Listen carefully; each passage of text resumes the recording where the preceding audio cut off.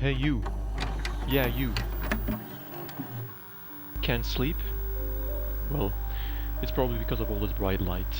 Let's say something about that. Right, that's better.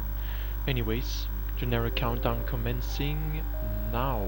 10, 9, 8, 7, 6, 5, 4, 3, 2, 1.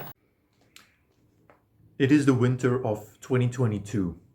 I just started binging a series called Black Clover, which is actually the series I use at most of the start of my videos when talking about the Seke versus Asta segment. I was lying in bed with my entire Chromebook in there. I was lying on my side and I was binging this series. And as the episodes flew by, I stopped watching at around 70 episodes. I had watched 70 episodes in one day. I looked at the time and it was 5 a.m. It was 5 in the morning already. I went to sleep. I woke up at 9 a.m. and I went straight back to binging. I didn't even notice the fatigue. I didn't even notice how much I was ruining my entire day, my week, because of the lack of sleep that I was getting just to get back to binging.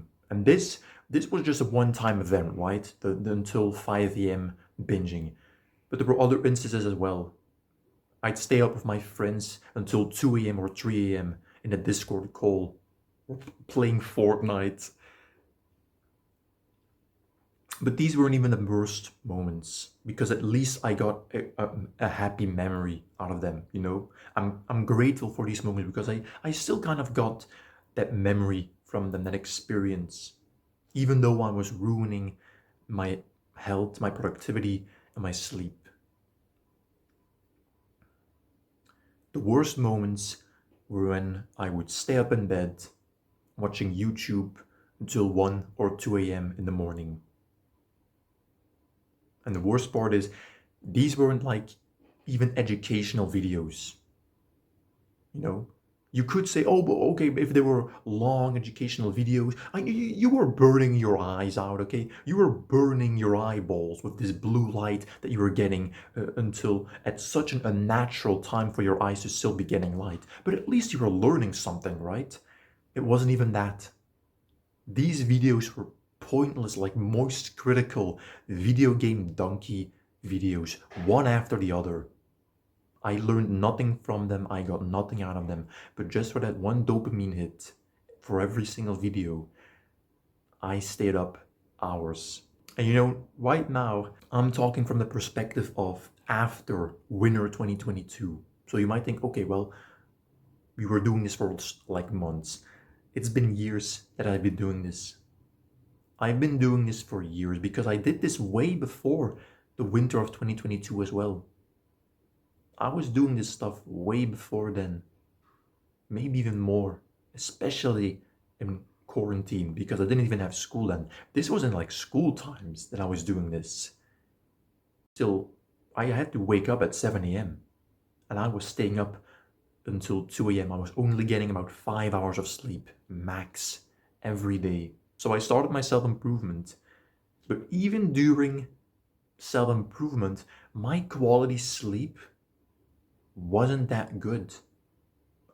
For this video, I was tracking back my old statistics of sleep, and I saw that my percentage of like quality sleep, now that I actually understood the importance and the meaning behind these statistics, now that I actually know what they meant and I look back at them, I realize my quality was horrible even during self-improvement. I was like in the 70% range, 70-80% most of the time.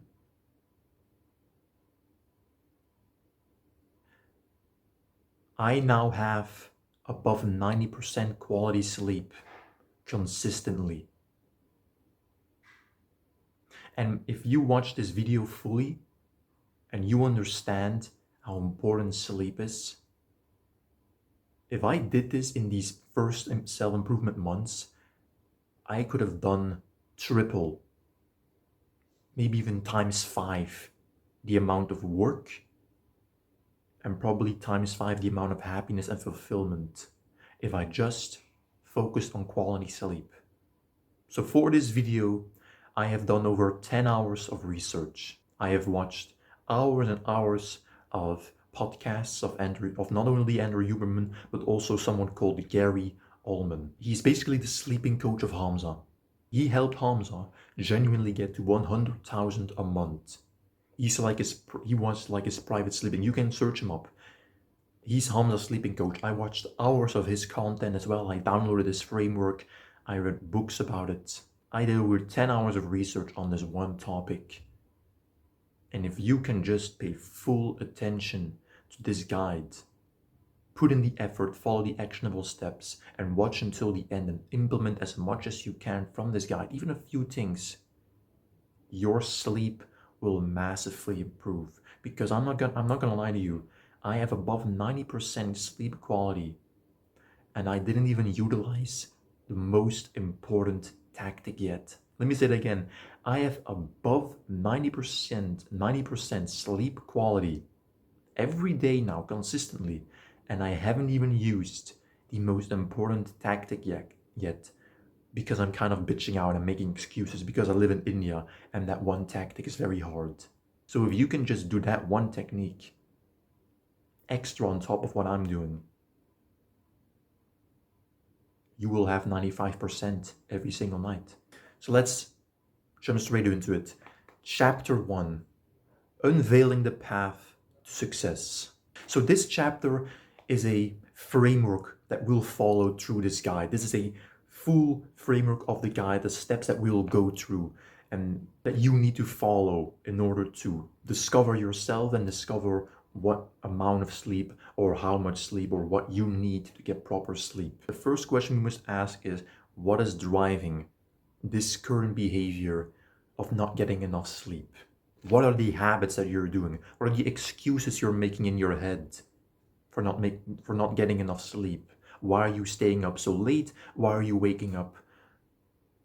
Well, waking up early is good if you have enough sleep, but why are you waking up so early but you're going to sleep so late? Things like that. What is driving your current behavior towards sleep, and maybe even besides sleep, in terms of productivity, in terms of mental health? What is driving your current behavior? And for the second step to success and this framework is time management training. Time management is very important, and we are going to use a lot of variety in different techniques that will help you with productivity. Because productivity is heavily linked to sleep, so when improving your productivity, you improve your sleep, and by improving your sleep, you improve your productivity.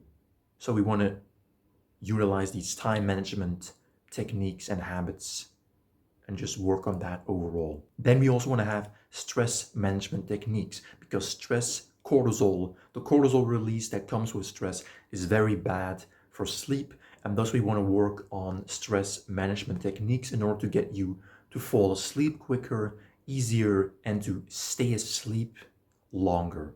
And then for the fourth step, identify high performing habits.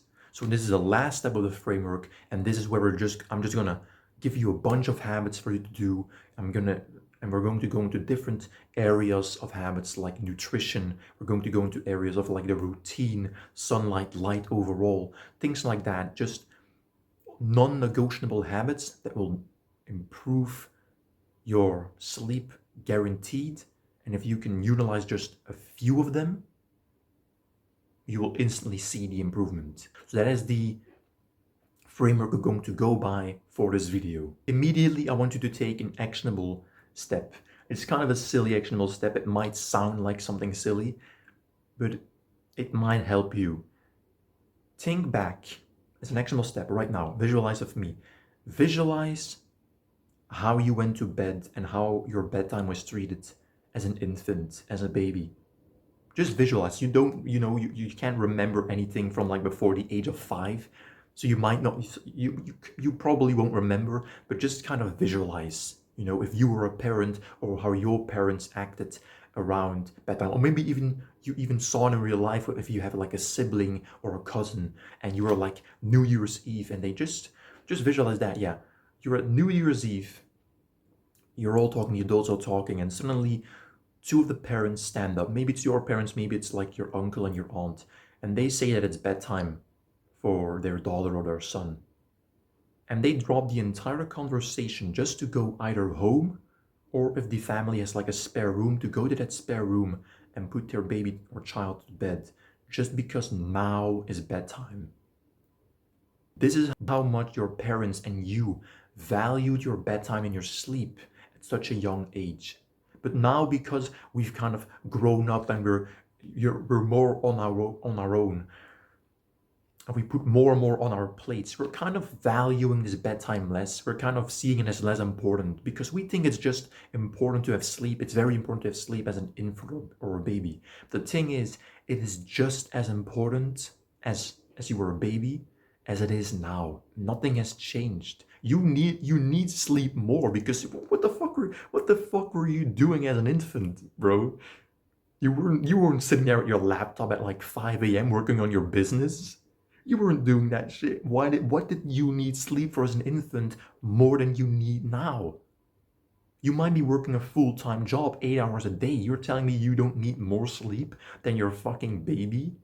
Really? The guy has to sip mother's milk, or like breast milk, and play a bit, and that's it. How do you need less sleep? And that's the problem. They've convinced us that we don't need sleep much anymore, that we can function properly with only like 5-7 hours of sleep. That's not true. Maybe 7 hours is true. We'll get into that later, but sleep is still as important, if not more important, as it was when you were a fucking baby. So value your sleep. Like every time you're bullshitting yourself, you're making up excuses for not going to sleep, think back to how parents treat their infant when it's bedtime. That's how you should condition and treat yourself as well. Because sleep is that valuable. Chapter 2, the Symphony of Productivity. This chapter is all about how to use productivity properly so that you can get enough sleep. This is not how sleep will improve your productivity. This is how productivity will improve your sleep. First of all, I want to talk about how you use your hours. It is very important that we navigate the correlation between the time we spend on work and the time we spend sleeping. And for this, I'll give you some tactics as well. The first thing we're going to get into is eat the frog. Eat the frog is a term that we use for doing the most difficult task, in our opinion, first. So think about the most important tasks for you, correlating to your goals or just your tasks overall for that day. Journal about it and just take your notebook and list them out. And of these tasks, which one seems like the most important, no, the hardest task for you to do? Because all your tasks should be important. You shouldn't have like just bullshit, minor, pointless tasks on this list.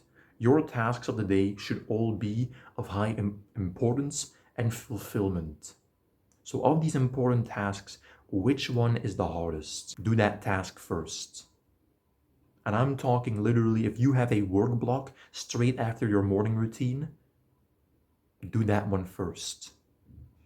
That is the eat the frog activity. It is the first activity that we should do so that when this task is done, we can move on to all the rest. The hardest activity has already been completed. Now all the rest seems easy. Be as productive throughout the day as possible. When you think about a man who has been working on his purpose, on his goal, on his mission for 8 hours, 9 hours, 10 hours straight, well, not in one go, but just constantly, when he's, just relaxing, meditating, or just unwinding, and he's still thinking about work, he's still being productive, he's going to the gym, then he's having this exceptional bite, this massive buffet of a meal, and then he's still working on his mission and his goal. You imagine that kind of man, and he's going to bed. How do you visualize him falling asleep? Does it just go and then it's like, okay, just gotta wait. Or is he literally just falling in his bed, like, oh. And 1 second later, he's already in no man's land. He's already just in dream world. I don't know how you call it. The dreamland. When you visualize this superior man that is focused on his purpose more than anything else in life, and they go to bed, they instantly fall asleep because they've been working and they've been productive all day. If you think about it, it's very logical, because by being productive, you wear yourself out. And by wearing yourself out, you get tired. So be as productive as possible throughout the day, but also once again, make sure that all the tasks that you do are actually meaningful to you. If family and social life really means a lot to you, make sure you include that in your routine. The gym, if working out, bulking up means a lot to you, put attention into it. Make sure you put full focus and try and enter like a flow state during this activity. The same for your work that you're doing, because by this, you feel fulfilled. And that's the third thing I want to get into for productivity. It's very important that you go to sleep feeling fulfilled. If you just work all day on things that don't make you feel fulfilled, you'll still be lying there in bed worrying about tasks. You'll still be in bed like, oh, I could have done this and I could have done that. We want to go to bed feeling as fulfilled as possible. And the one way to do this is by doing tasks that actually give you happiness, that give you that flow state. But the second way to do this is, if you do end up, getting these thoughts that hinder you from falling asleep, take out your journal. Journal about it, and also celebrate the wins. Reflect on the progress you've made. It might sound cringe, oh, okay, we'll reflect on your wins, so you... But it really is important. It's important to realize how far you've already come. If you just envision the past you. What was I doing?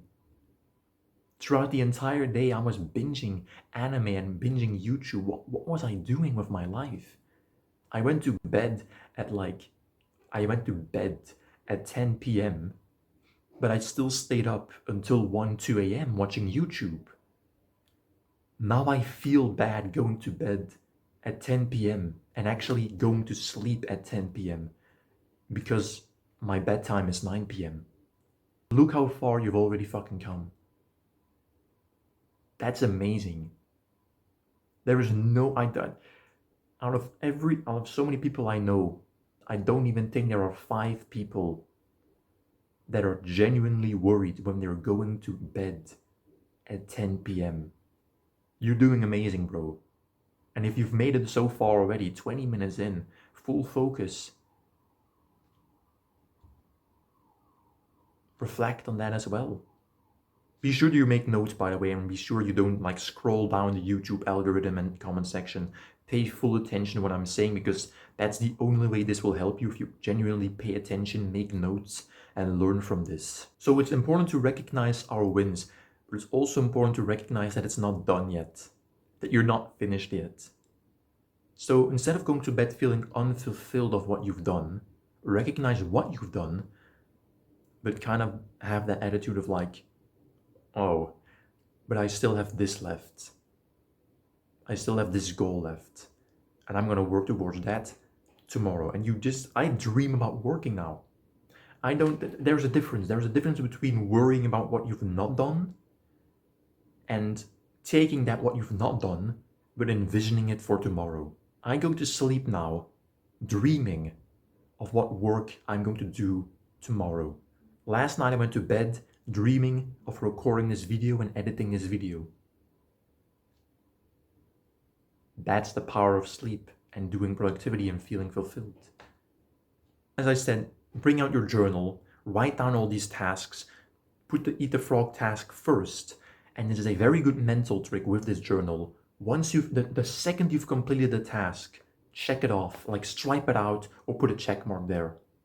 This is such a small mental trick because it forces you to look at the journal and see for yourself, I have done this this, this, and this. It's such a small thing, but it's a huge mental trick. Because now you actually realize and see for yourself the work you've put into this, the work you've done today. I recommend doing this as like an evening routine thing. Bring out your journal, list your tasks for tomorrow, put the eat the frog task first, or highlight it like the eat the frog task, highlight it. And just the day afterwards, when you're doing the task, you're going through them. Once you've done them, check them off. Right now I'm recording a video. When I'm done with that, I check off that task.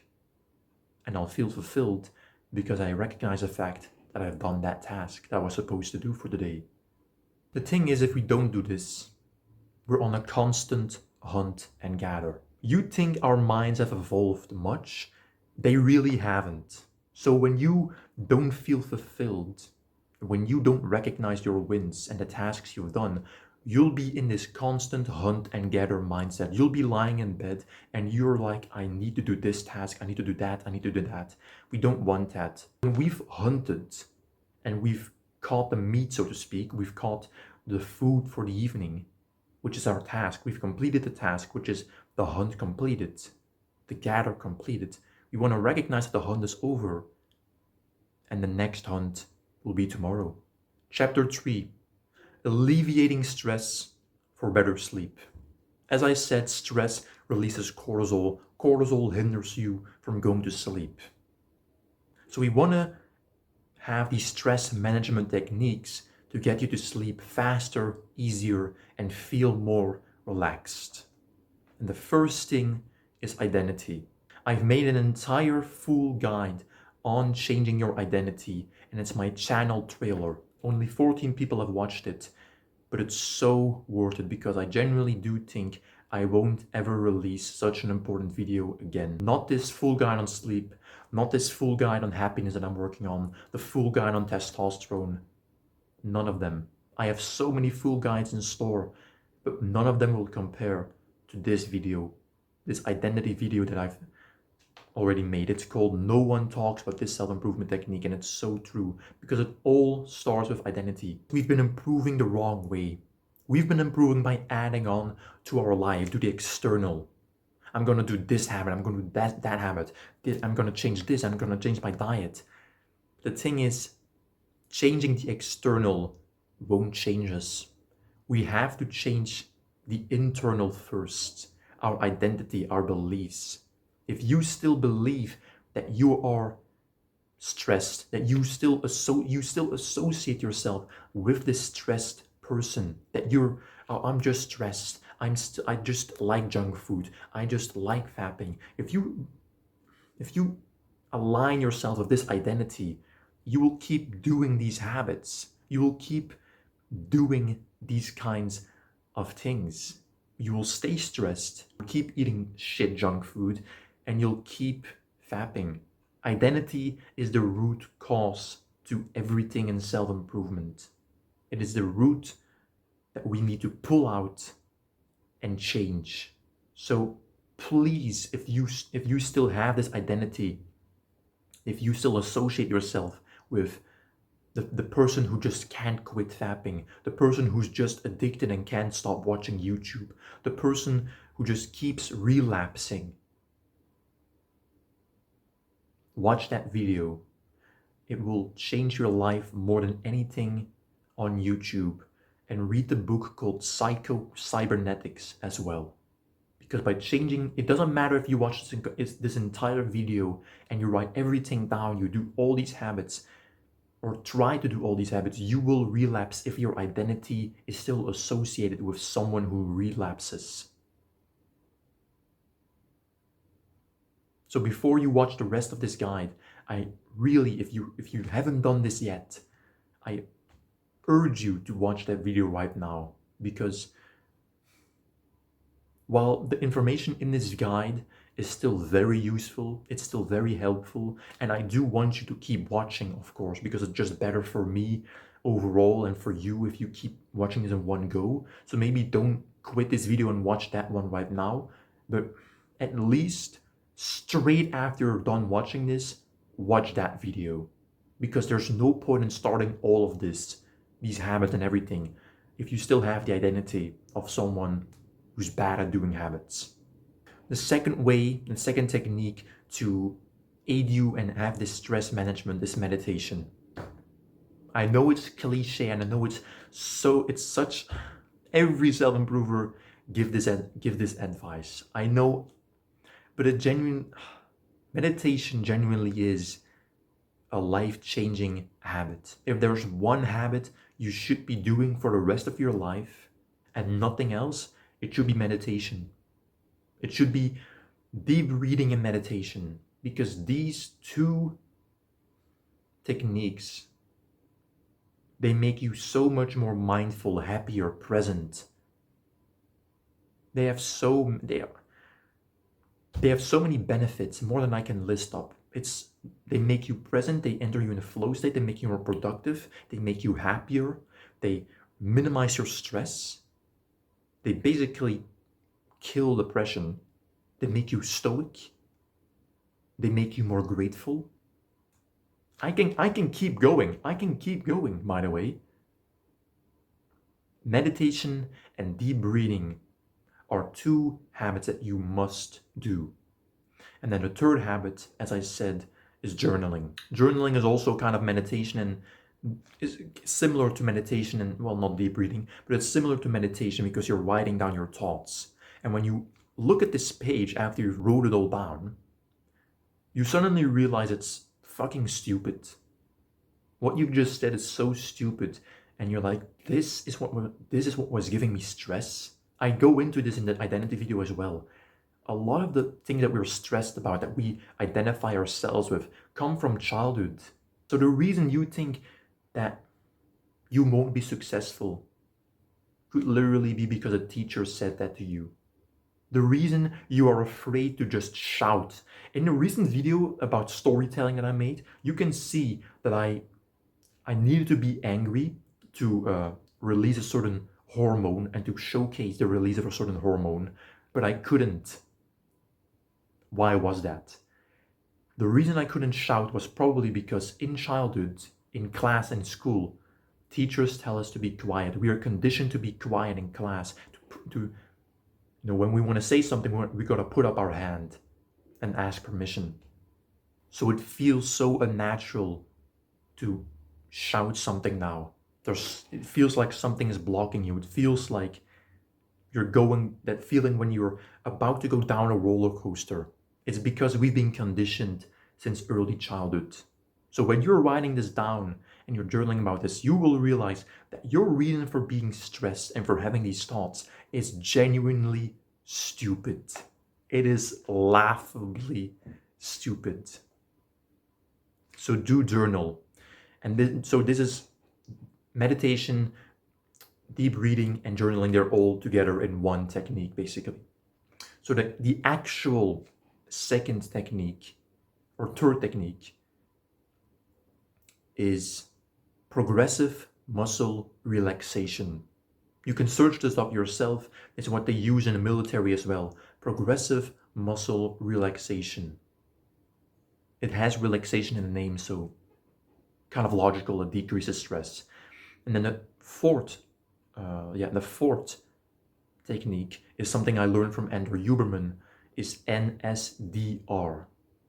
NSDR is I don't know how to explain this, but if you search it up, especially the guided ones with Andrew Huberman, just search up Andrew Huberman NSDR. If you do this when you've woken up, but you still you had insufficient sleep, like let's say you want to wake up at 5 a.m. but you woke up at 3 a.m. and you want to go back to bed because you've had insufficient sleep, then you can use NSDR to fall asleep again.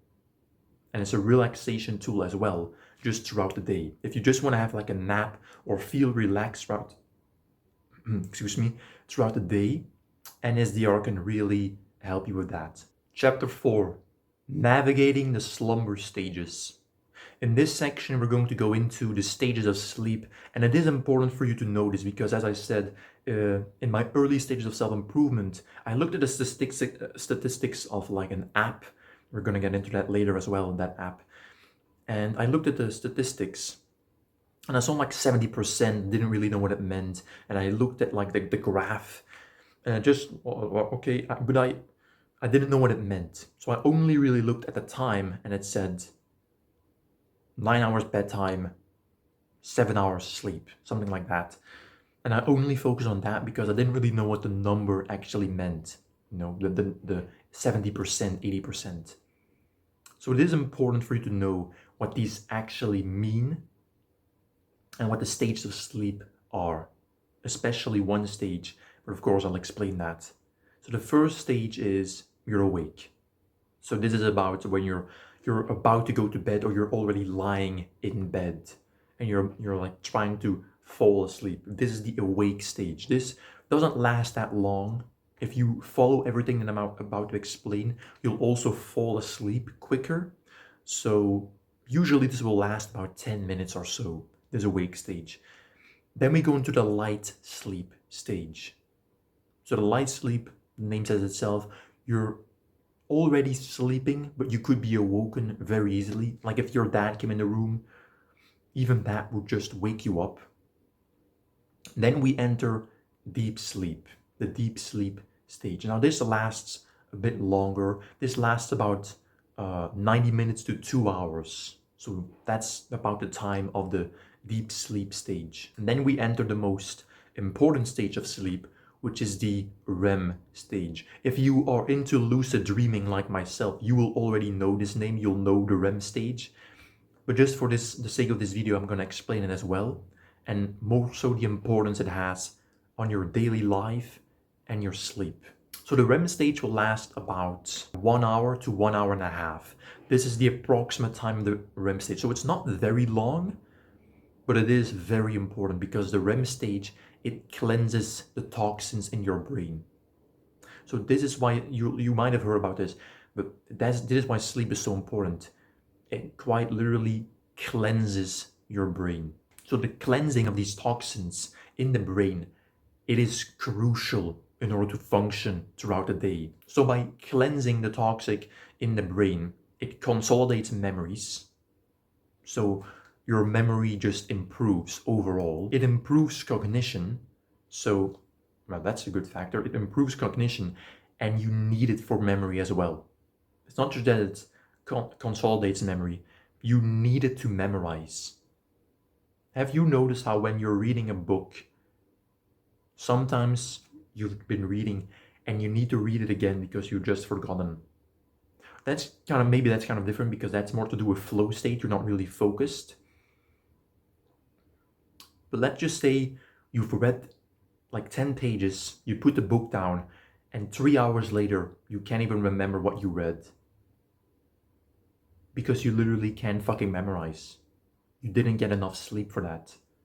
So if you want proper memory, if you are a student and you really are an ambitious student in high school or university and you want proper grades, if you're not getting enough sleep, if you're thinking that you're doing a good job by staying up late and waking up early because, oh, now I'm studying more, you're not studying more because now you're studying as shit.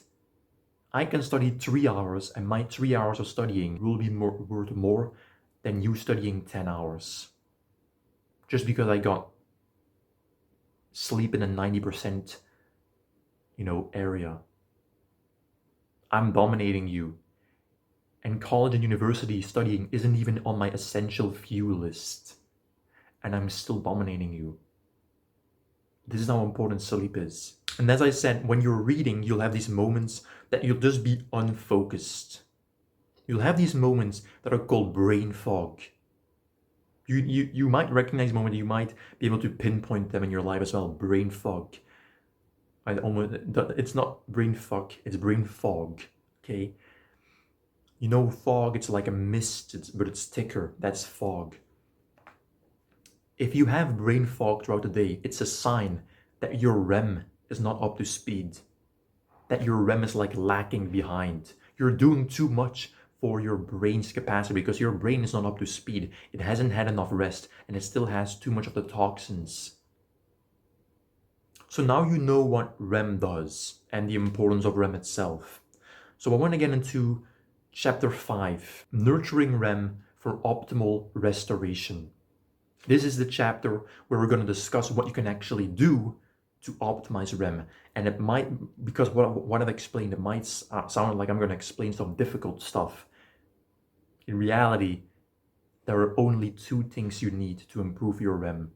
If you just follow all the rest in this guide, that will automatically improve your sleep, thereby improving your REM. But there are 2 specific things you can do to improve specifically the REM stage. All the rest that we'll explain is for the entirety of sleep. So that means the light sleep, the deep sleep stage, and the REM. But this is just specifically for just the REM stage. The first thing you can do to improve and optimize REM is avoid alcohol. If you're on self-improvement, you might already be doing this, in which case I'm already very proud of you. I have not drank any alcohol since last year about June. So it's been a year already that I've not touched any alcohol, and I don't even have the desire to. I don't even like alcohol. Why the fuck would I drink it? So if you are doing this, kudos to you. Keep going like this, because alcohol, it's a poison. It's a poison for both your liver and therefore your gut microbiome, which will make, so if you ruin that, it's very bad for obesity. Well, so it means that you'll become obese and get diabetes, basically. Or become obese, not really diabetes, that's more sugar. Anyways, I'm gonna get to the scientific stuff again. But overall, alcohol, or the chemical term literally called ethanol, it's a poison. If you're, just the name alone, it's ethanol. Alcohol is ethanol. You're putting a chemical in your body. Ethanol is put in like fucking cleaning products and stuff. You're putting that shit in your body as a drink. How can that possibly be healthy? So if you are struggling with alcohol, once again, go to my identity video, because I can't really give advice specifically on alcohol. It's more likely that your identity just sucks once again. That's how most addictions start and can be ended, really. But just avoid alcohol as much as possible.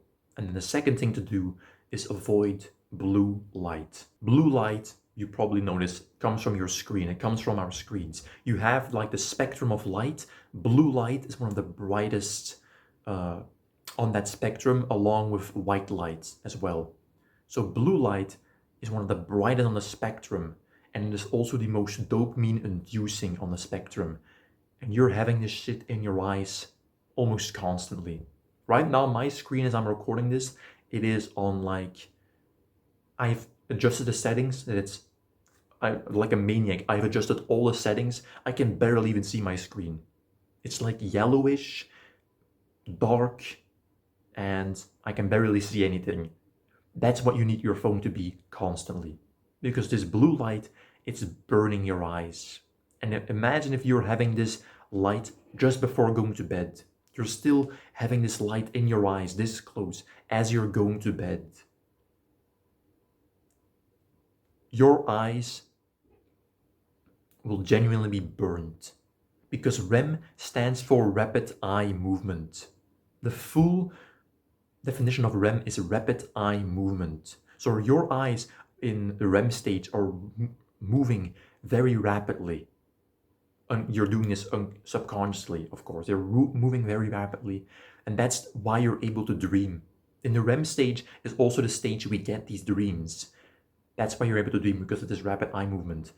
Now, imagine if you induce your light and your eyes and just burn your eyes with this blue light before going to bed. What do you imagine your eyes will be doing during this rapid eye movement?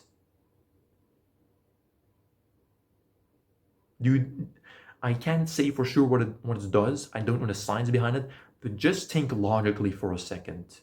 I know logical thinking a lot of the times is just wrong. Common thinking or common sense is just a fucking lie and it's stupid. But just think logically. Just think logically. Well, no, thinking logically is not stupid, sorry. It's common sense that's stupid. But just think logically. Your eyes in the most important stage of sleep are moving rapidly. So the most important stage of sleep has something to do with your eyes.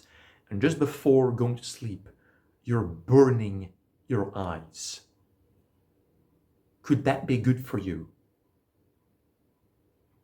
Once again, I don't know the exact science or proof that, well, it's been proven that it's bad for you, but I don't know exactly what it does during the REM stage.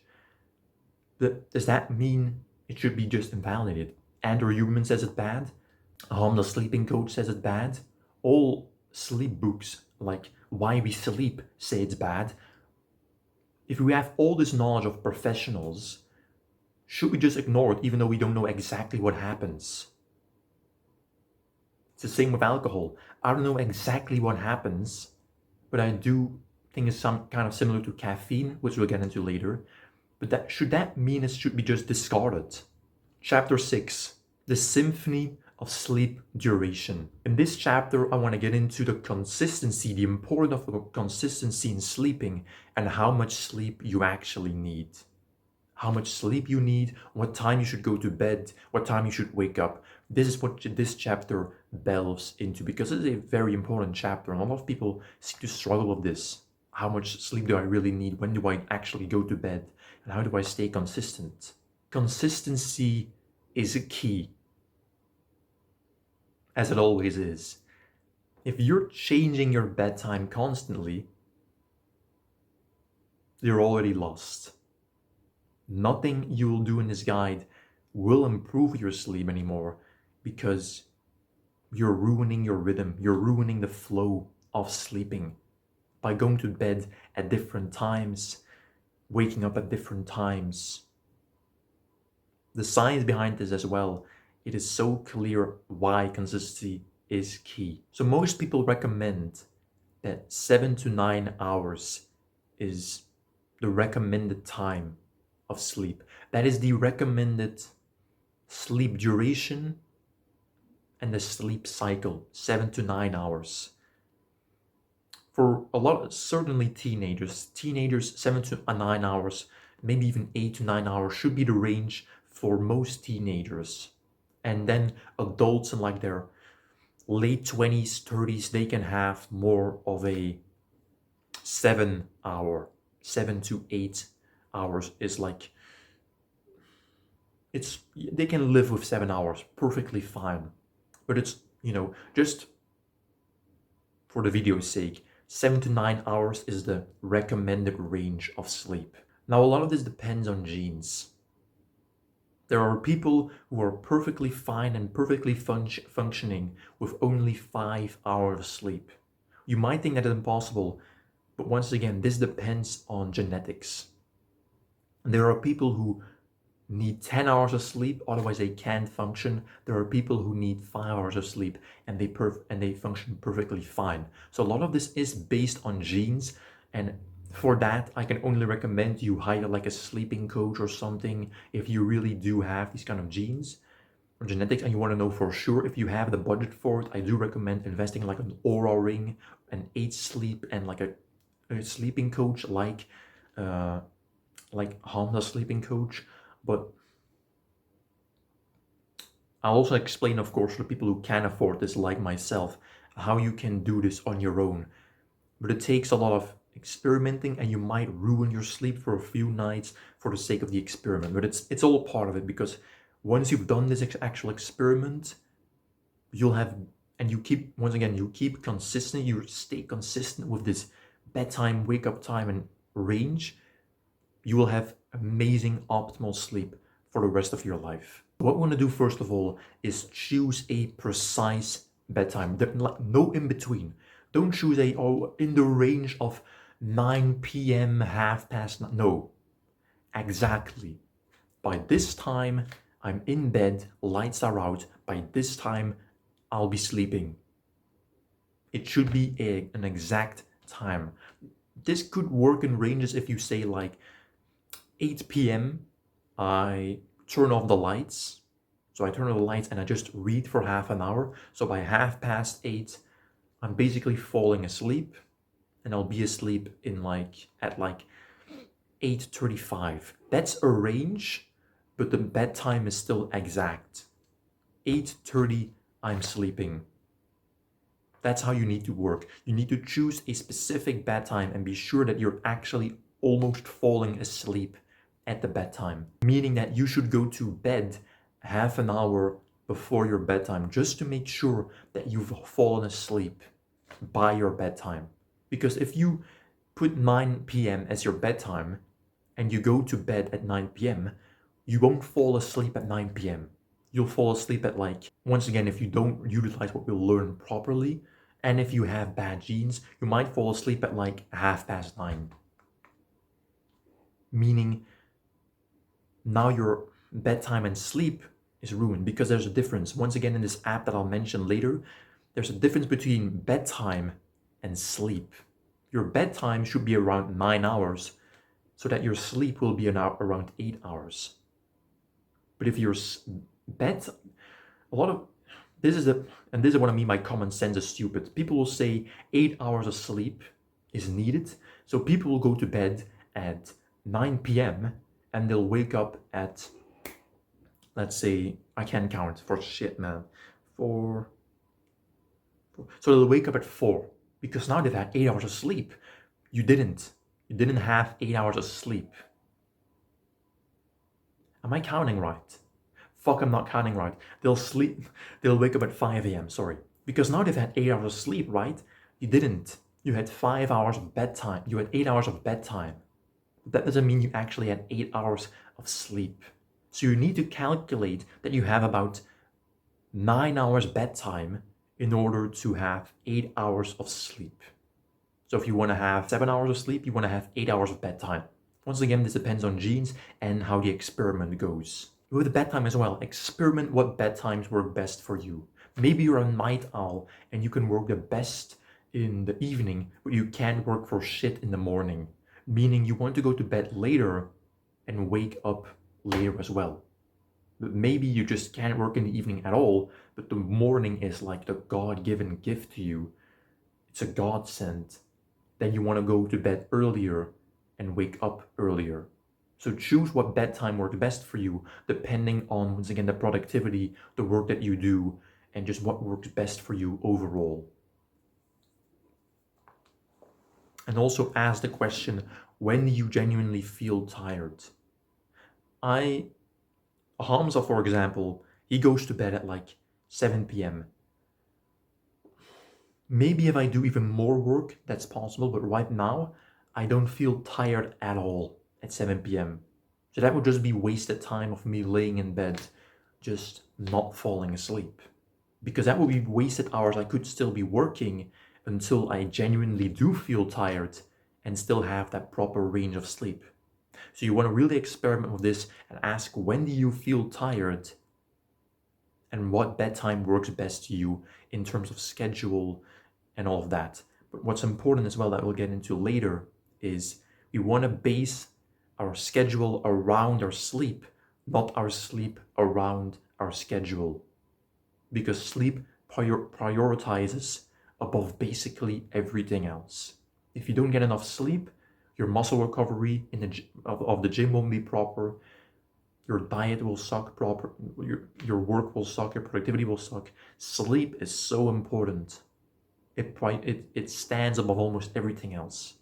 So work on your schedule around sleep, not sleep around schedule. Then experiment with how much sleep you actually need. I've made a framework for this on how you can experiment with this. It's very, very simple and very straightforward. You might literally already know the framework yourself, but I'll just explain it to you to make it simpler. The plan for the experiment is that we want to improve the quality of our sleep, not the quantity. As I said, 7 to 9 hours is recommended, but you could be genuinely fine with 6 hours of sleep that are 90% quality compared to 8 hours of sleep, but only 60% quality. The person with this amount of quality will probably be more productive and will have more benefits of sleep than the person who has more quality, but less quality. So we want to aim to improve our quality first of all, and then look at the quantity. With what you will learn, you're going to improve the quality as much as possible. And then what we want to do is just set the time of quantity to 6.5 hours. So make sure you have about 7 hours of bedtime, 7.5 hours of bedtime, and 6.5 hours of sleep, but with 90% quality. If that doesn't work for you, we move up the time by half an hour. And we, once again, with the 90% quality, 7 hours of sleep, see if that works for you. And so we move on, and we move up the quantity within half an hour every time. And you want to have like a period of 4 days, because you won't notice this straight away. So you want to have a period of 4 days with each time you move the time upwards, the quantity of the time upwards. So for the 6.5 hours sleep, you want to do that for 4 days. Then you want to go to 7 hours sleep, 4 days, and so on and so on. And you might notice, genuinely notice, that you feel better with only 6.5 hours of sleep, but 90% quality, compared to 8 hours of sleep, but also 90% quality. Because now quality is not an issue anymore. What we want to absolutely avoid is have our quantity above our quality, because quality will always rise above quantity. Once again, I will feel much better with only 5 hours of sleep, but 96% quality sleep, compared to 8 hours of sleep, but only 50% quality. Quality goes above all else. So once you've improved that, that's when we want to look at the quantity that works best for you. And then with this quantity, you can now genuinely look at what time you can wake up.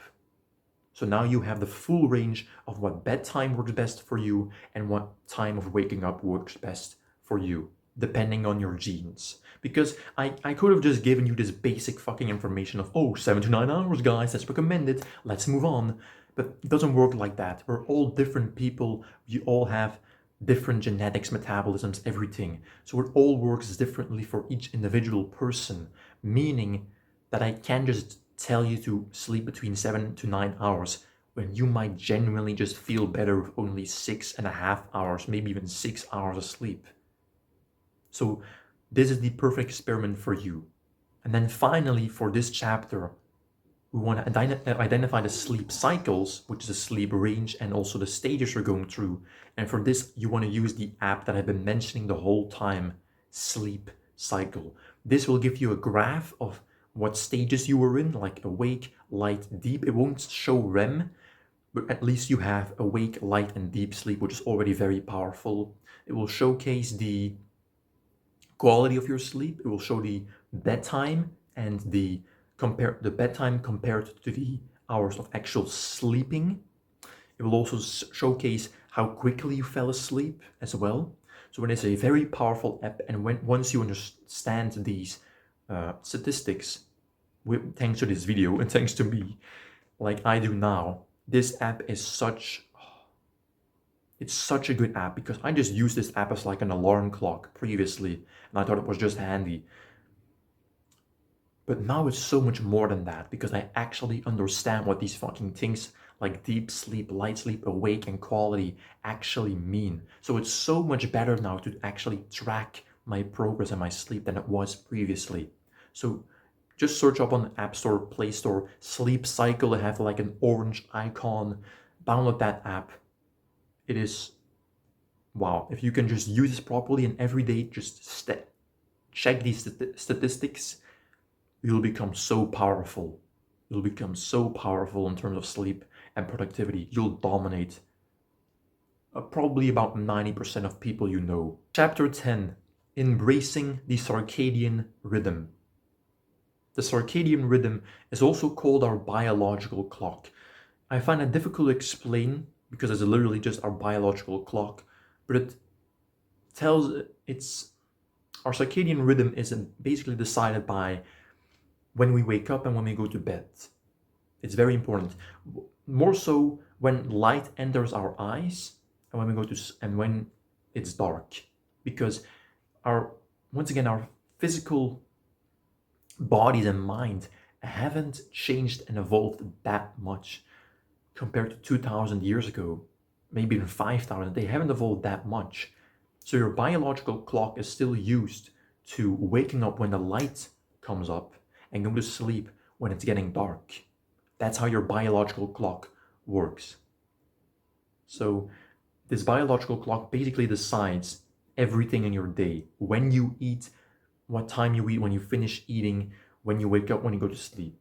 So the circadian rhythm, we want to optimize that as much as possible, because if your circadian rhythm is a mess, then your entire routine will be a mess. Your bedtime will now change. The time of you waking up will now change, because suddenly you felt great for days on end waking up with going to sleep at 9 p.m., waking up at 5 a.m., and you had enough sleep because sleep quality was good and all of that. You optimized all of it, but suddenly now you need more sleep. How is that possible? It's because the circadian rhythm is messed up. So we want to be super consistent in the circadian rhythm. Chapter 10.2, Basking in Sunlight's Grace. In the modern world, we seriously lack sunlight. We spend most of our days inside, while our ancestors traversed outside for most of the day. They woke up and they went on a hunt outside. They did this for hours on end. They came back to their feminine wives and their camps, and maybe they were like the hunting group, and the tribal leader returned. And they had a feast outside. They danced outside. If you look at these tribal men, still in like Africa and stuff, these tribal men, these men can genuinely crush your bones with just a simple handshake, because their testosterone is through the roof. And one of the causes of this is because they spend almost all, if not all of their time outside in the sun. We lack so much sunlight, so much vitamin D, even though sunlight is what gives us energy. It's a natural given. And they're giving us so much propaganda. These people are giving us so much propaganda now that the heat strokes, and the heat this and heat that, and sunlight is bad. This, use sun cream and be sure to, like, it's such bullshit. All of it. Our grandfathers, not even cavemen, our grandfathers were outside constantly. Even in the summer, even in like 30 degrees, they were fine. If you just drink enough, if you hydrate properly, which I'll also be making a full guide on, by the way, the sun can harm you. Oh, but you'll get like skin cancer and breast. It won't happen.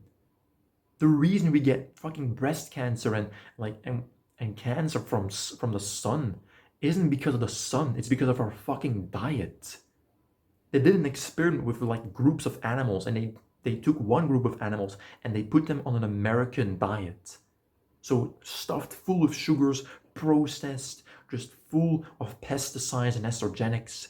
And the other group, they put on a natural, like, caveman diet. The percentile of cancer in the group that was on an American diet was so much higher than the other group, because the other group didn't even get fucking cancer.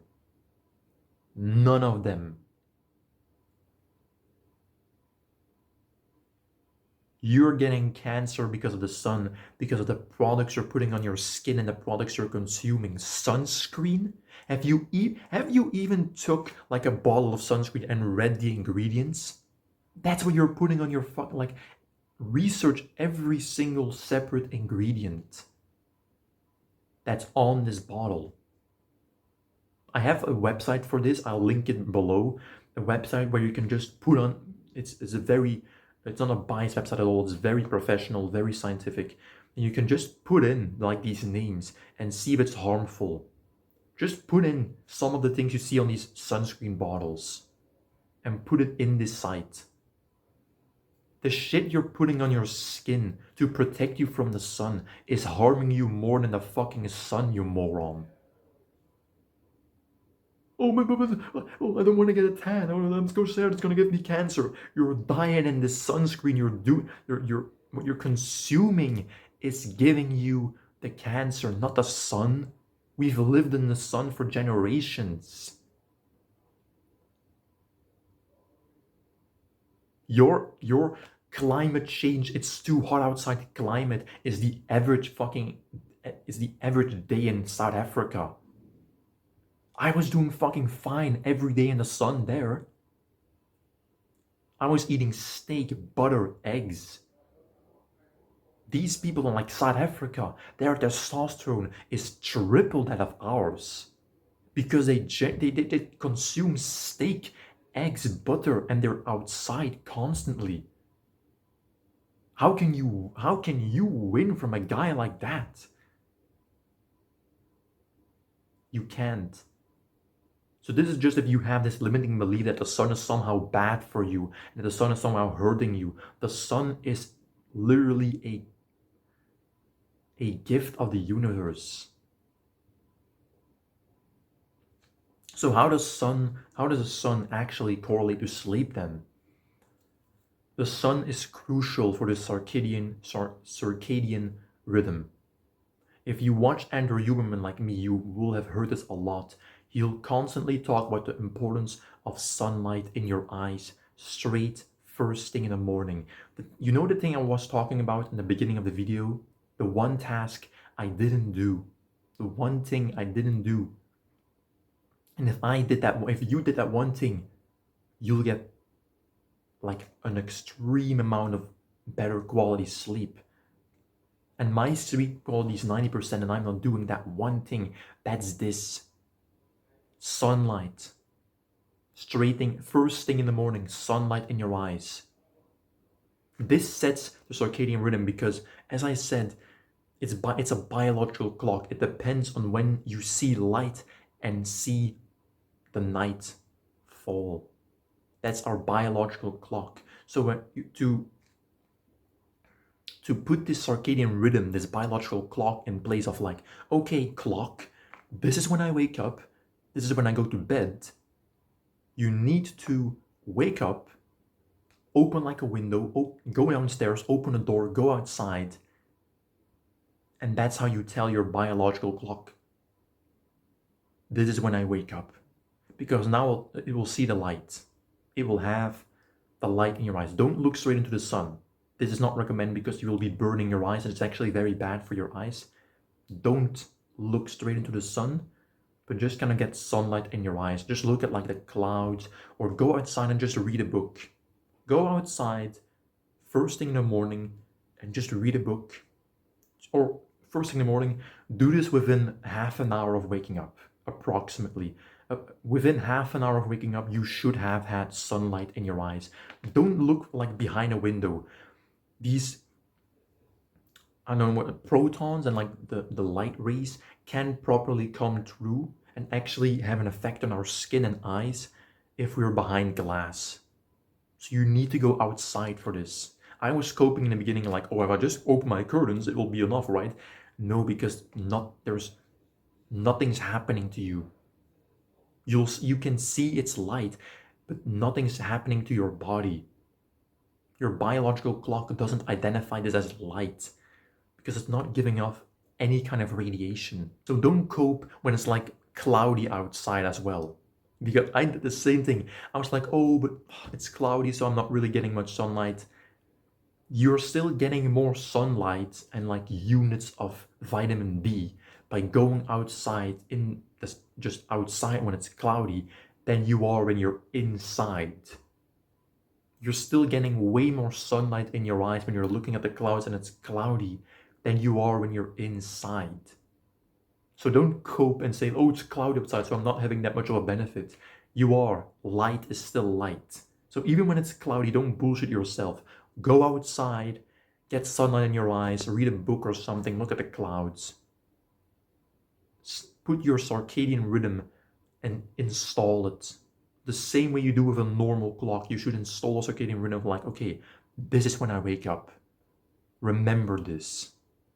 It's very important. There's an item I can There's a little tip I can give you. If you really can't stop coping, which you should, by the way, because you're kind of being annoying right now, coping so much. But if you're really coping that much, and it's like genuinely like, oh, it's only, I wake up at 5 a.m., but it's still dark at 5 a.m., fine, okay.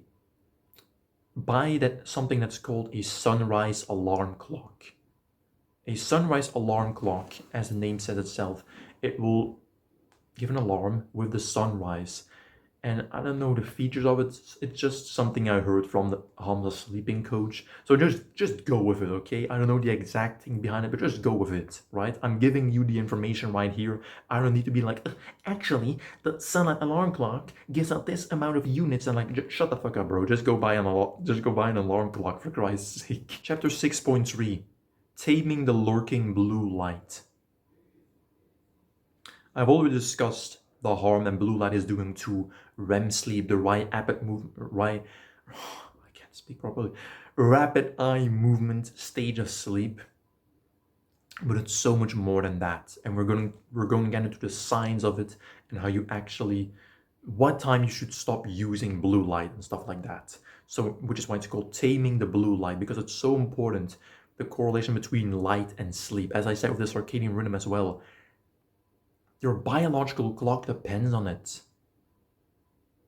It's your biological clock is installed in this way that you wake up when it's light, go to sleep when it's dark. So when you're still like having this blue light in front of your eyes past 10 p.m., your body's like, okay, wait, that's a bit fucking weird, because it's not supposed to be like that. Even in the summer in Belgium, there's no light past 10 p.m. It's always dark already. So when you're sitting there at 1 a.m. with light in your eyes, your body is literally saying like, what the fuck kind of universe is this guy in? Because you're not supposed to see light at this time. So I just remembered I actually already went into the science a bit. So as I said, it disrupts the the rapid eye movement stage of sleep, and then also it's the most dopamine inducing light on the spectrum of light. And it's combined with white light, it's the brightest on the spectrum as well. So when you're putting this in you're putting the brightest of lights in your eyes at a time you're not supposed to see light. What the fuck do you think that's doing to your sleep, your circadian rhythm, and your overall health? You're living the opposite of what our ancestors and grandfathers used to be doing, which is always bad, pretty much, most of the time. So what I wouldn't suggest to hinder this blue light, because if you have to, for example, work a job 8 hours a day and you have to sit behind a screen all day, because we want to avoid blue light, not just in the evening, but throughout the day as well, because blue light is so bright, it's just harmful overall. So what we're going to do is you can, like me, adjust the settings on your phone or on your laptop. What you can do is you can invest in blue light blocking glasses. Now these actually work. This is not like a scam or something that you just see online. These things actually work. Certainly if you invest in the higher end versions. So I do suggest that you maybe invest in these blue light blocking glasses if you do utilize a screen quite a lot. If you don't need to use a screen that much, then you're fine. Just avoid blue light as much as possible, even more than you are currently. So you'll be fine then. Chapter 7, Nourishment for Tranquil Slumber. This chapter is all about nutrition, nourishment, what nutrients you need, what time you should be eating, and the importance of nourishment. So the importance of nourishment correlating to sleep is heart rate, BPM. So while we're sleeping, we want our BPM to be as calm, relaxed, and low as possible. The thing is, when we're eating and we eat at like a kind of a later time and we eat a lot of carbs, our BPM will be rising because our body is still working while we're sleeping to digest this food. Meaning it's hindering our deep sleep and we can't really fully enter our deep sleep stage because our body is still digesting this heavy load of food we've just eaten. Let's talk about the eating window. Around 3 to 5 hours before bedtime, you should be having your last dish. Meaning if you go to bed at 9 p.m., you should be finishing your last meal at 6 p.m. That should be what you should aim for. So 3 to 5 hours before bedtime, that's the recommended range. You should be finishing up your last dish. Of course, if it's 5 hours, you shouldn't be finishing up your last dish, but 3 hours certainly, you should be finishing at like the 3 hour mark. It should be done there. If it's not possible and you can only eat 2 hours, finish your last dish 2 hours before bedtime maximum, be sure that you avoid carbs. No carbs. As I said, these carbs are so much harder to digest than any other nutrient that you need. Well, carbs, you maybe if you're bulking, you do kind of need complex carbs, but you don't really need carbs that much. So just avoid carbs as much as possible throughout the day. But certainly, if you can only finish your last dish 2 hours before bedtime, no carbs at all, because carbs are so hard to, if you imagine bread, just think of like bread as a substance. Maybe even if you have bread close to you, if you imagine breaking open a bread and like pulling out that bowl of just dough, that's what your body is fucking digesting while you're sleeping. It's gonna take ages. It's very hard to digest. So your body, we want our body to be as relaxed as possible throughout the night so that our body can properly enter the stages, properly remove the toxins from our brain, and just relax as much as possible and cleanse our brain. As I said, literally cleanse our brain as much as possible. But when our mind and our body is focused on another task, this being digesting, we won't ever be able to properly enter this deep stage of sleep because our body just isn't relaxing enough for that. The reason carbs or eating and carbs is also so dangerous close to bedtime is because eating, it spikes our insulin. Insulin is fattening hormone, so to speak. You need insulin about twice in your life. You need insulin through puberty, and women need insulin while they're pregnant. So men only need insulin during puberty. And eating kind of spikes our insulin, especially sugars. But sugars, of course, as salad brewers, we avoid. Sugar will make it so that insulin blocks a signal in your brain called leptin. I explain this in full detail in the full guide to becoming obese. In that video, I explain the full science behind it. So insulin caused by sugar, so if you eat glucose or fructose, that kind of substance will spike your insulin to such a degree that it blocks your leptin signal. Your leptin is what tells your brain to stop eating. I hope I'm not confusing the two, leptin and insulin. But anyways, the thing is that eating spikes your insulin, and then especially carbs. Especially carbs, they spike your insulin to a very high degree. And because of high insulin or glucose can produce melatonin, that's it. So as I said, yeah. So because of high insulin or glucose, we can produce a hormone called melatonin properly.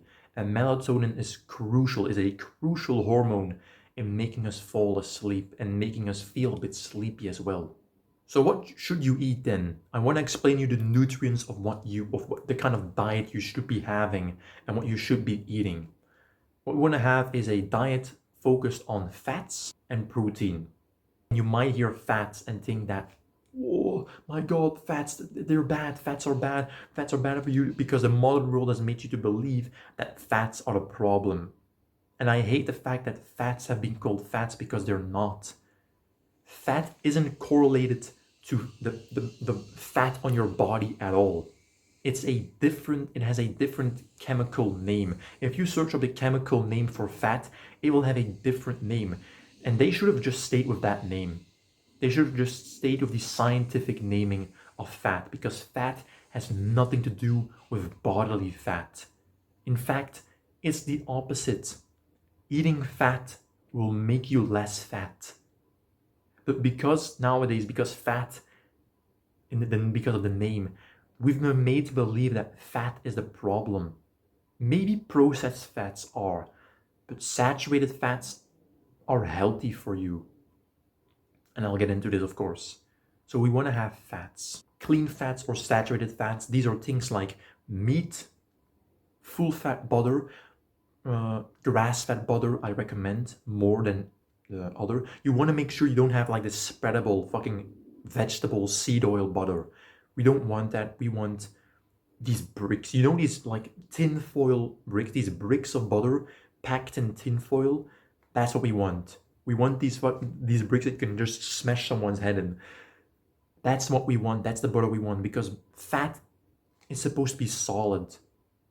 If you think of fat as a substance chemically, it's not supposed to be spreadable. It's supposed to be hard. Look at the fat on meat, for example. It's chewy, it's hard. Do you think you can spread that shit on a sandwich? No. There's a difference between this seed oil vegetable butter and actual full fat butter. So we want to have full fat butter and avocados as well. The avocados are very rich in fat. Olive oil is a very good one as well.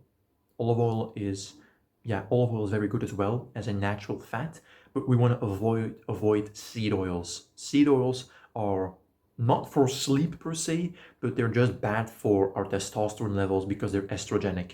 I'll make a guide on that testosterone as well. This will be life-changing as well. So yeah, avoid seed oils at all costs. And then for protein, of course, eggs. What's the most simple thing I can say for protein is eggs. Just like fats, we want to have clean protein, of course. And eggs are the best substance for this. Genuinely eat about 4 to 8 eggs a day. You'll become superhuman. You'll become superhuman. If you bake these eggs in like full fat butter and have like a steak, you'll become superhuman because you're eating like our ancestors. The best way to go about your diet is just think, okay, what would my ancestors eat? Don't even maybe think back to the caveman days, but just think back to the Spartans. Think back to your grandfather. You can kind of see they would eat sourdough and like breads. And that's why I think that eating carbs throughout the day is actually very beneficial, especially if you're like bulking and a warrior, because you will always see that they would eat like bread, real bread, not like this white sugar-filled bread. You know, we want to have like gray, almost bowls of bread, like these giant, just oven-baked breads that we want. Not this processed like toast breads. Fucking disgusting, bro. No. Think to what our grandfathers ate. Think to what maybe even ask them. I asked my mom for a certain video what her grandparents ate. It was just meat, potato, and some vegetables. And they drank milk, but the milk they drank was actually healthy. It wasn't like in cartons full of sugar. It was actually from a farm. That's our diet is so messed up, but that's for a different video. And the reason we want to eat protein is because of something called tryptophan. Tryptophan is a amino acid / neurotransmitter that's very important for making us fall asleep and getting better quality sleep. So this diet will balance our blood sugar levels. This is important because fluctuating blood sugar levels will actually wake you up, which is why once again, avoid sugars. Don't have any sugars, just at all, as little as possible. Carbs, I think you can still have throughout the day. I think it's fine, especially if you're bulking. If you're not really bulking, you can live without them, really. You will be more productive as well if you stay off carbs. But just avoid sugars. Really, just avoid sugars overall. They're just bad for you in so many different ways. Once again, watch that obesity video that I made. Our knowledge about this stuff is so messed up. Watch a lecture as well. This lecture genuinely changed my life. Fructose 2.0. Fat chance, fructose 2.0. It's 1.5 hours long. Such a great lecture, but I explain the most important stuff in my obesity video as well, so you can watch that too. Now I want to give you some other nutrients that are important for making you fall asleep and giving you better quality sleep. The first one is serotonin. Serotonin can be achieved through our diet and our exercise, so that's pretty much already settled. Then we have melatonin. As I said, melatonin, I already mentioned melatonin. Very simply, it's a sleep hormone. It's a sleep hormone that's much like our circadian rhythm, depends on our light and dark cycles of the day. So when it's light and when it's dark throughout the day, this is what melatonin depends on. It's very similar to the circadian rhythm, much like the circadian rhythm as a biological clock. Biological clock also kind of defines when your eating times should be and what's the right time for you to eat. So you don't want to mess this up. Just make sure you eat as early as possible, because otherwise you mess up melatonin, sleep less effectively. Very simple. Then we want vitamin D. As I said, this is by basking in sunlight. We get way too little sunlight. Vitamin D is crucial for sleep as well. And this vitamin D, the body doesn't produce it. All the other hormones can be produced by the body by itself, protein and stuff, glucose as well. All these hormones can be produced by the body on its own. Vitamin D isn't produced by the body. We have to get vitamin D from external stuff, like sunlight, like eggs, like diet. We get vitamin D from these external factors. Then another vitamin we want is vitamin B, especially vitamin B12 and B2. I think B6 as well. So B2, B6, B12, but I know B2 and B12 for sure. So just stick with those two. Chapter 7.2, steer away from caffeine's clutches. Now, caffeine is used by a lot of people in the morning, and it can actually be used to enhance your productivity, your overall day. Caffeine is an enhancement. It's not an enemy at all, especially if you chuck it down. That's a little bro tip for you right there. Don't sip your coffee, chuck it down in one go to actually get the caffeine effect.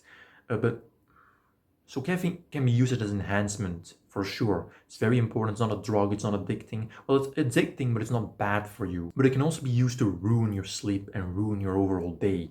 So we want to go about caffeine very carefully. And of course, I'll give you this knowledge. But first of all, I want to just quickly ask you to have a bit of mercy on me. I've been recording for 1.5 hours straight. My throat's kind of hurting. I haven't hydrated as well. I should hydrate actually, maybe. But just I've put a lot of research and effort into this to give you this amount of value. So please, if you could, like this video and subscribe if you already haven't, because this is the kind of content I'll be releasing every Monday and Friday now. Every Monday and Friday you'll get this kind of content, this kind of full guide lecture about a topic that will genuinely change your life. So the least you can do for all the research I do and for the effort I try to put in to give you as much value as possible is give it a like, hit the subscribe button, guys, and I'll allow you to have a bit of dopamine. Take a quick break if you need one. Go through the comments section for a quick dopamine hit and then come back. What caffeine does, it decreases our energy, ATP.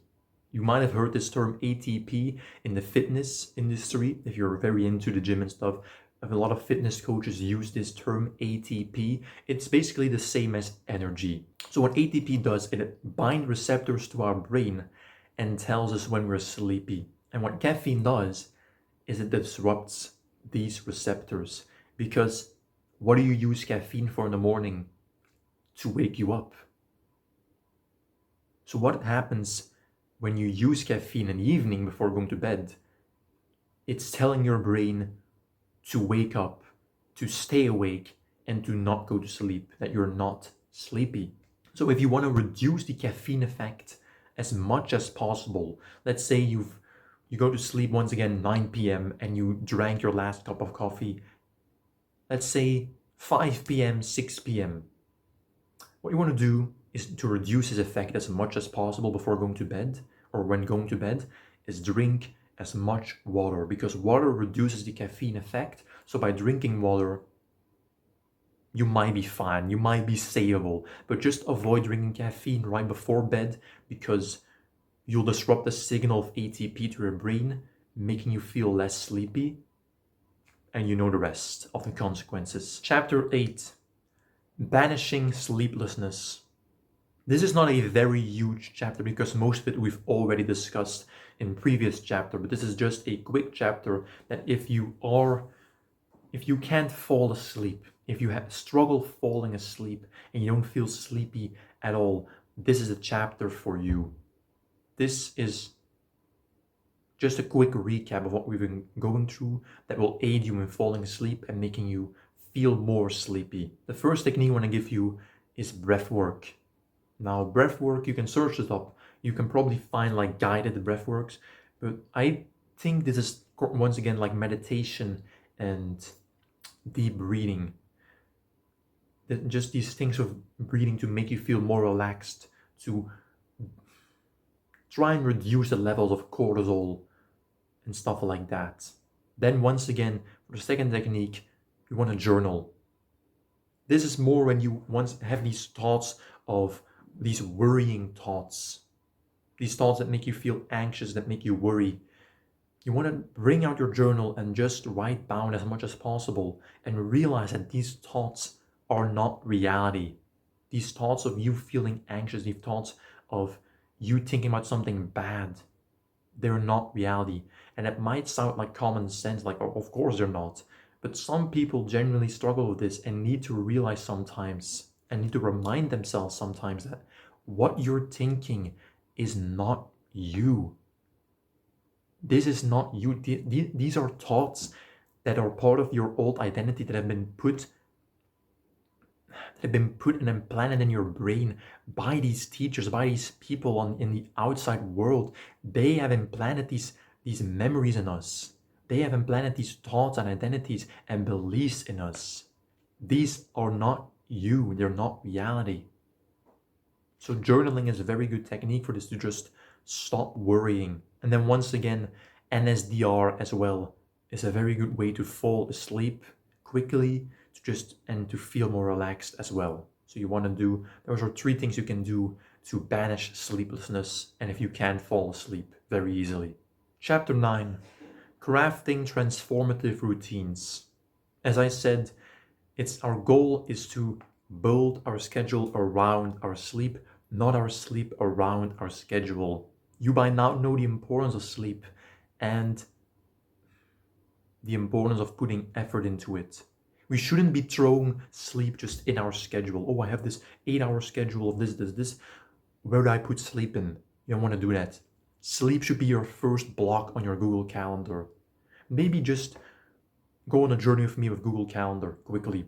If you have Google Calendar, maybe pause and install it, because this app will be very useful in future guides as well. And in this guide, I believe too, because we're going to go through the routines and the steps of the routine. So I think this will be very helpful to just do it on the spot with me. So I'll give you time to pause the video and install. Right. You should be back now. So open your Google Calendar. Just open it on this day, and you want to click just on the empty space. Now, this of course could be better if you've already decided and experimented with your bedtimes and what times you wake up, the quality, you've done the experiments basically. So I do think this will work better if you've actually done that. So maybe wait with this, but if you've already done them, very good. And you already know what worked best for you, also very good. So you want to just already click on a blank spot and fill in these hours and just call it sleep. You already have your sleep log now. All the rest, you want to just build around this. You don't want to throw in your sleep in your schedule quick. Your Google Calendar should be built before and after your block. You can now very nicely see where the block starts and ends. All the rest, you now just need to fill in with whatever you want, with the essential few things you want to do throughout your day. Right, the time has changed a bit. I went for lunch with my family, and no worries, I ate a very good meal. I had a very good meal consisting of, there was roasted duck that I ordered, so it was meat, a little bit of vegetables, but I gotta be honest, I did skip it. I did consume quite a bit of carbs, and because it's one of the last times I went to this restaurant, I also consumed a dessert. I normally don't do this, I normally skip dessert, but for this one time I did do it because my family also kind of urged me to, like, oh come on, just do it, and you know, it's delicious. And I now know for sure I'm never gonna do it again, because every single time my parents say that, oh, you gotta try this, you gotta try this, it's not worth it in the end, and I could have honestly missed it. So don't, you know, I consumed carbs, I had sweet potato stuff, like, don't be a dumbass like me, bro. I'm doing this stuff so you can avoid my fucking mistakes. Don't just be like, oh, okay, so I can have carbs. Like, fucking, come on, man. Don't do what I'm doing, right? Avoid my dumbass mistake. Don't consume the carbs, right? So, chapter 9.2, the awakening morning ritual. We want to transform your morning routine to give you better sleep with some non-negotiable tactics. So I'm just going to give you some non-negotiable tactics and techniques that you must implement in your morning routine in order to get better sleep and just an overall better day, really, as well. The first one of these techniques is don't rise and grind. You've probably heard of the term don't rise and grind, you know, but it's such not per se, there's some good aspects to it, and I personally in a way do it as well.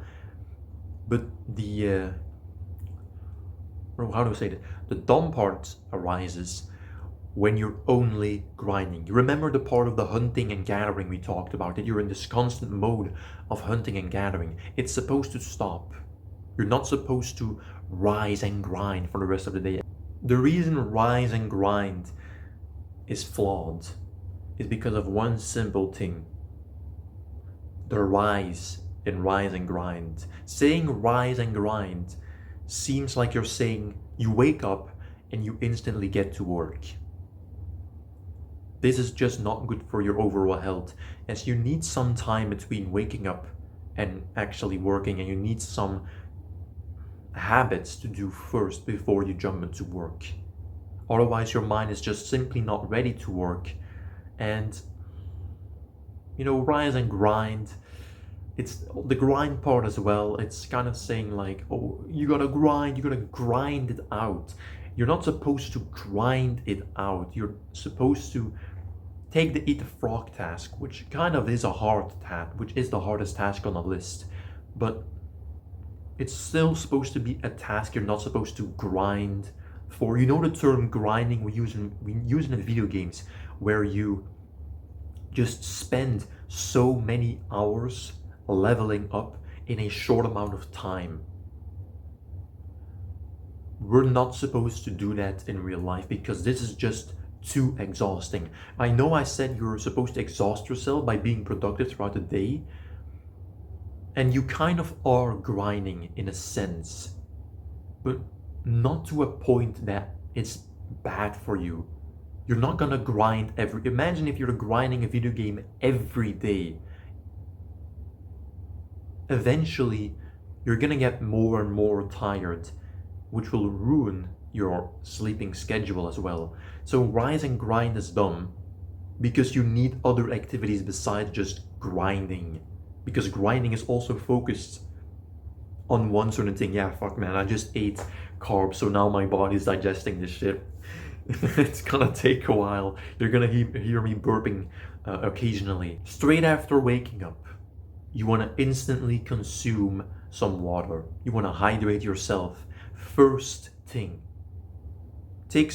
So you go to bed and have like a glass of water, bottle of water, preferably or maybe even not preferably, maybe I should even demand you to buy a full metal bottle to put water in. So you just have this bottle next to your bed, you wake up, instantly you take a sip to hydrate yourself, and this will also give you some energy it's the first kind of energy you get for starting your day, consuming this water. It's not just to hydrate yourself, but also it gives you some energy to start your day off with. The second thing you want to do is open the curtains, open the door, go downstairs, open the door, go outside, and get sunlight first thing. I already discussed the importance of basking in sunlight. This should happen in your morning routine, straight after hydration. Just, hydrate yourself, take your bottle outside with you, and just go into the sun. And you already know the rest. Don't look at it directly, that's bad for your eyes. Just go into the sun, look at the clouds a bit, read a bit. Just get as much sunlight and units first thing in the morning in order to wake you up and set the circadian rhythm to that time of waking up. Then you can do this while you're outside. So you're outside with your bottle of water, and maybe as well when you can do all of this outside, except for the last one. You want to journal. Straight away you want to journal and get those worries, those thoughts out of your head. See that they're not reality. De-stress yourself for the remainder of the day. Make it clear what tasks you have for the day. Do some gratitude journaling as well to make you feel more grateful and to reduce the stress as much as possible. And then the last thing, you want to go back inside and you want to have a cold shower. You want to have a cold shower. Don't have I'm a morning routine video. My knowledge has evolved since that video, so don't take all the things I say in there, because I recommend that first you go in hot and then you slowly turn to cold. Don't go in hot anymore, because hot water, so hot baths, showers, and the sauna, they're very bad for your testicles and for your testosterone levels, and therefore your fertility, because hot water or hot temperatures kill up to 50% of your sperm count, which is obviously a fucking lot. So you don't want to go in hot, but I would say that you go in like a medium temperature, like a okay temperature. You can feel it's not burning you, it's not damaging you or anything. But it still doesn't, it's not cold, because if you go in cold straight away, you have to like hype yourself up, and you're already sapping away precious brain points that you could have used for your first deep work block and eat the frog activity. So go in at like a medium temperature and slowly turn it to cold. This cold shower, once again, I learned this from Andrew Huberman. It has so many benefits, not only for waking you up and giving you a rise in dopamine, but also for falling off. The best way to lose weight is to have a cold shower. Chapter 9.3, Enveloping the Evening in Serenity. You've already had the morning routine. Now I want to get into the evening routine, which is arguably more important. Well, I do think personally it is more important than the morning routine, because this is happening before bed, and we already know what happens straight before bed can be crucial to your sleep. So this part is absolutely crucial. Take your notebook out, be sure you have a pen, and write these down. Once again, make like a block for the morning routine as well in your Google Calendar, and a block for the evening routine as well. So the first thing are supplements. These are just some supplements that you could take in the evening in order to make you fall asleep faster and have more sleep overall. I am a believer in supplements. I don't think supplements should be the first plan of action, but I do believe that supplements are here to aid us, and that we should use them to aid us, like vitamin D pills, for example, which are one of the things you could take. Well, not really for sleep, but you could take them for testosterone. So supplements, I do think they are here to aid us. I'm a firm believer of that, but they shouldn't be the first plan of action. But I'm still gonna list some of them for you.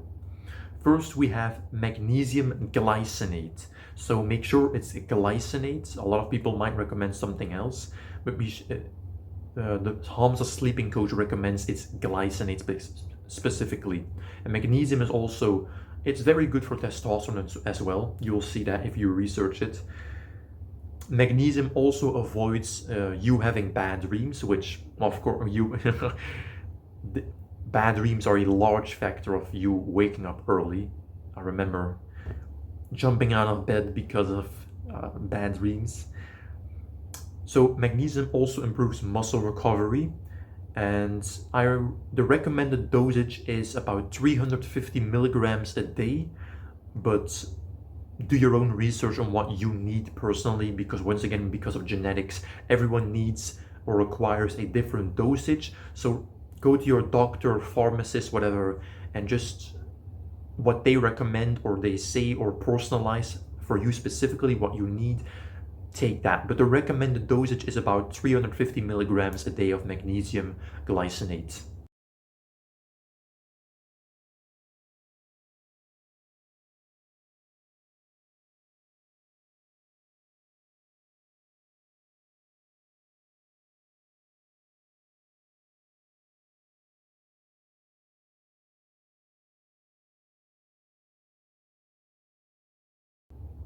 Then the lights.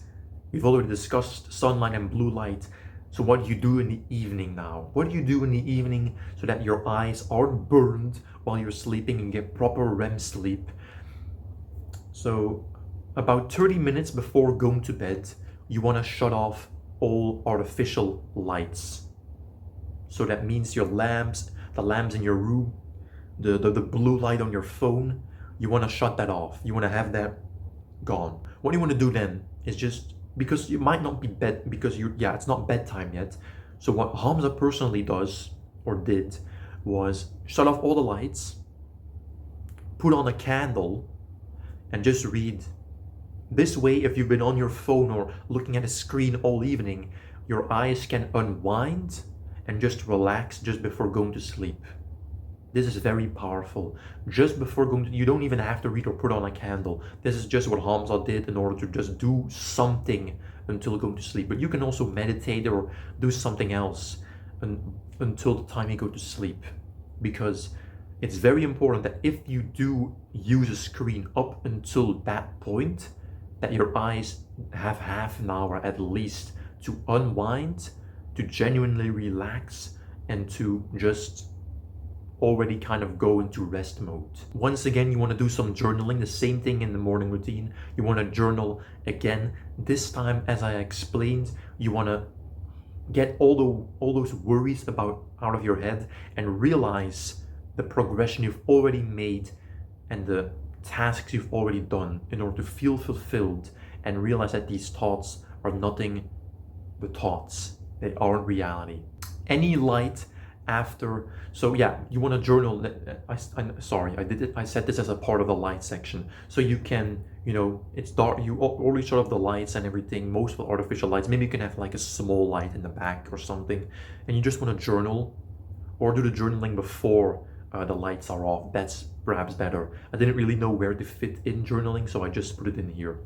So going back to the light segment, so first of all, once again, the lights, turn them off, all the artificial lights at least, 30 minutes before going to bed. Then we want to make sure that you have no light whatsoever after 10 p.m. because this is just unnatural. As I explained, because of the circadian rhythm and our biological clock, it's just not possible for there to be light after 10 p.m., meaning that our circadian rhythm is just going to get fucked over because of that. So we want to make sure there are no lights, especially not blue light, after 10 p.m. because having these lights on after 10 p.m., it disrupts the melatonin production. And we know by now that melatonin, the sleep hormone, has to do with these light and dark cycles. So as I explained, it's just unnatural. Once again, it's so simple to think back to the caveman days. It's unnatural for there to be light. Maybe, once again, candlelight, a light of like a fire could be fine, but I recommend just having no light at all after 10 p.m. You should be going, or at least starting, to unwind and making yourself ready to go to bed by then. You want to make your room as dark as possible. There should, once again, be as little light as possible. A little sliver through the curtains is already enough to disturb your sleep. So I suggest either investing in blackout curtains Or even better, invest in an eye mask. Eye masks are such a handy tool, and I've got to invest in them myself. Honestly, I'm probably gonna buy one, because you're putting a cover over your eyes. There's no light coming through. You're putting an entire cover, it's over your eyes. It's completely dark. There's no light coming through. I think this is a game changer, honestly. If you're struggling with deep sleep and staying asleep, you're waking up early, a lot of times it is because of noise and light, I would really start to look into eye masks and maybe earplugs, because you gotta invest in yourself, man. There is no greater investment than yourself. So invest in an eye mask, earplugs, and or blackout curtains to make your room as dark as possible. Now I fucked up a little bit, because I said to let your eyes unwind from light, from blue light, 30 minutes, but it's actually an hour. Your eyes would need an hour to unwind, but make sure you're in bed 30 minutes before your actual bedtime, so that you have enough, once again, enough space to fall asleep in, so by the time that your actual bedtime starts, you're already fast asleep. Chapter 10, Full Plan of Action. This is a full plan of action for you to take in order to implement everything we've said up until now into your life. And the first step of this full action plan is also integration into daily life. Make sure that you can integrate this properly into your daily life, and the rest of your day can still kind of fit in with your sleep schedule now. This is very important, and it's the first step that you should focus on, that everything can fit into the schedule, that you can integrate everything into your daily life, and nothing, like for example your workflow or just your hours of work, for example, aren't disturbed. Because I have it easier than you. I'm going to university, and my times of going there are pretty late. Like, I only have to go there at 9 a.m. Even though I'm gonna wake up at 6 a.m., I still have that leverage. I still have that advantage of being able to wake up so early and go so late. But you might be one of those people who are a night owl and aren't tired before 10 p.m. So you're sleeping by 10 p.m., but you also need so much sleep that you're only up at 8 a.m. So you want to but you already gotta go to work at like 8:30, for example. So of course that's not possible. So you want to integrate this into your daily life as best as possible with everything you've learned. That's the first step that you should be looking at for this full action plan. The second step is goal setting and tracking. It's so important to not do this in one go, because this can be very overwhelming. I myself am not doing everything on this list as of now, but I'm slowly but surely building it up into getting more and more into it. And you can do this by setting goals and tracking these goals.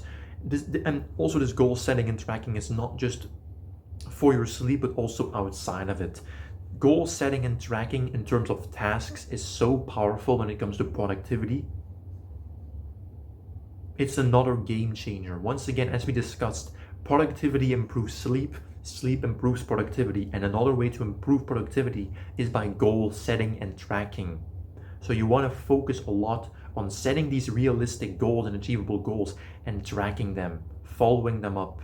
This will give you the fulfillment you need, this will give you the productivity you need, and it will also make sure that you level up in sleep as well. Then the third step of the full action plan is taking accountability.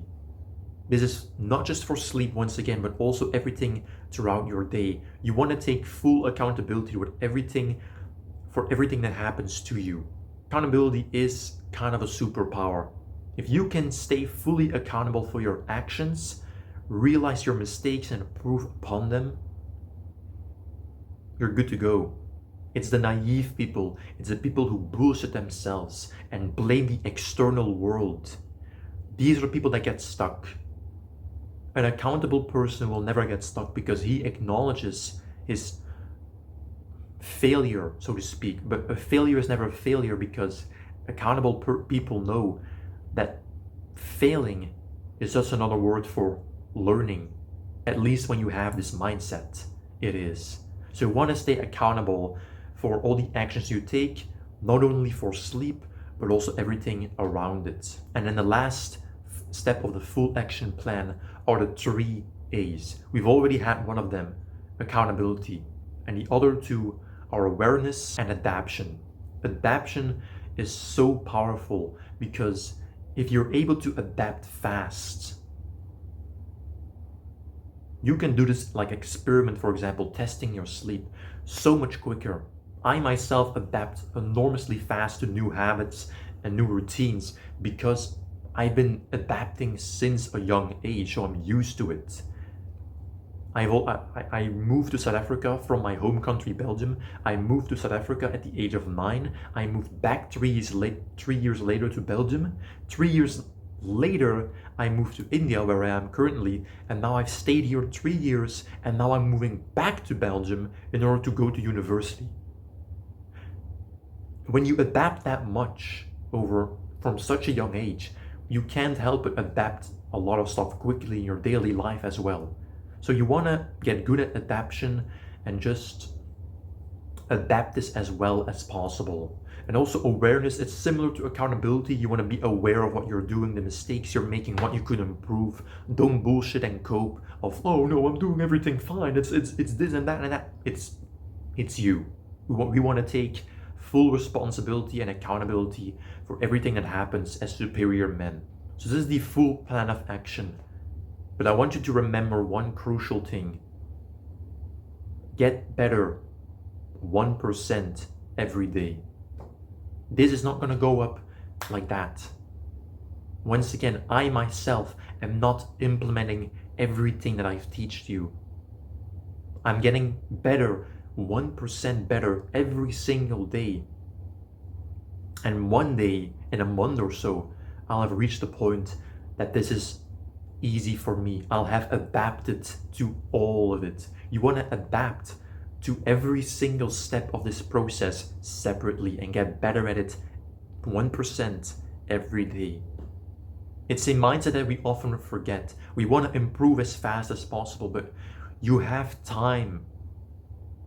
It would be so more beneficial to you to improve slowly, but focus on the quality of improvement instead of the quantity. The same with sleep.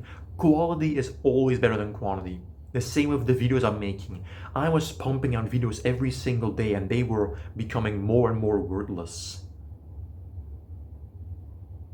because they were quantity. This is quality content. The things I've taught you in this are 100 times more valuable than anything I could have taught you in a 10-minute long video. Quality will always go over quantity. Remember that. So 1% better every day. And if you want to get 1% better every day and doing it with a community, I really do urge you that you join my Discord community. The link for it is in the description and it is so valuable. On top of giving 2 of these videos per week, I'll also be giving a private lecture every other week and 2 calls every week. And one of these calls, I'll do private coaching and I'll help you with your problems for 40 minutes straight.